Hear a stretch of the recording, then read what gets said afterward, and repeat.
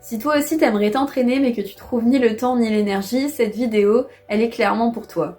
J'ai souvent eu ce problème avec les études de médecine d'essayer de combiner la fac, les stages et à côté de ça, mon programme sportif. Ça peut aussi s'appliquer à toi si t'es en études sup, si tu travailles, si t'es lycéen, si t'es maman au foyer et que tu trouves pas le temps avec tes enfants. En tout cas, je pense que l'idée ici, c'est de trouver une routine qui est adaptée à ta forme et à ton énergie du moment. On est souvent dans cet extrême du tout ou du rien. On veut soit être sur tous les fronts, soit on n'a plus la force de ne rien faire, alors qu'en vérité, il y a des nuances et il y a des entre-deux possibles.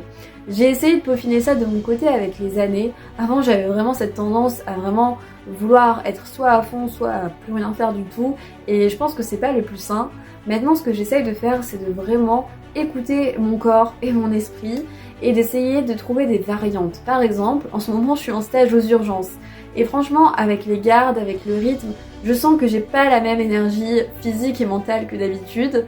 En tout cas, même si le stage me plaît beaucoup, je sais que quand je rentre chez moi, parfois j'ai pas forcément la force d'aller faire 1 heure de course à pied ou des choses comme ça.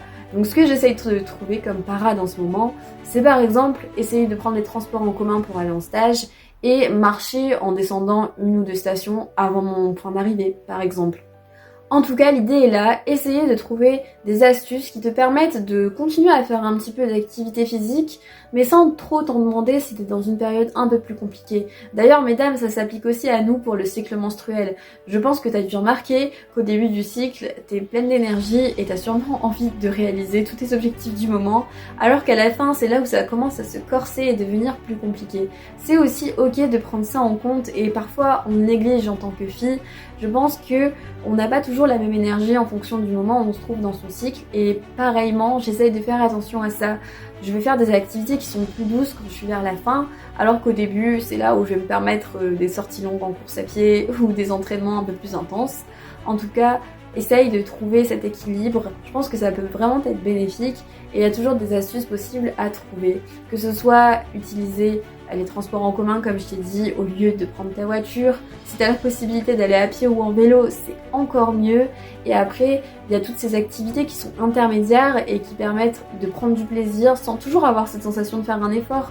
Moi j'aime beaucoup faire des balades en vélo ou alors aller à la salle de sport mais faire des exercices plutôt stretching, des étirements, utiliser des machines cardio mais version allégée en faisant du tapis en pente avec de la marche, du vélo elliptique, faire une séance de muscu que tu as l'habitude de faire mais avec des charges plus légères, aller à la salle de sport et juste faire une séance plus courte que d'habitude, c'est ok aussi.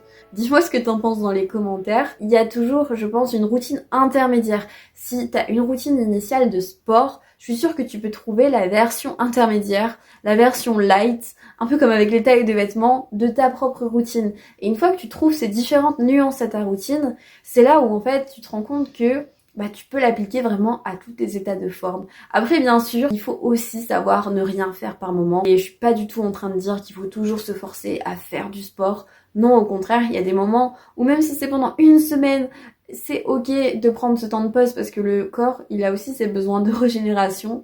Sur l'ensemble d'une année, peut-être que essayer de trouver des variantes, ça peut permettre de pas avoir ces énormes temps morts où pendant des mois, en fait, on a tout stoppé. J'espère que cette vidéo, elle aura peut-être aidé à trouver quelques astuces et on se retrouve bientôt pour une prochaine vidéo.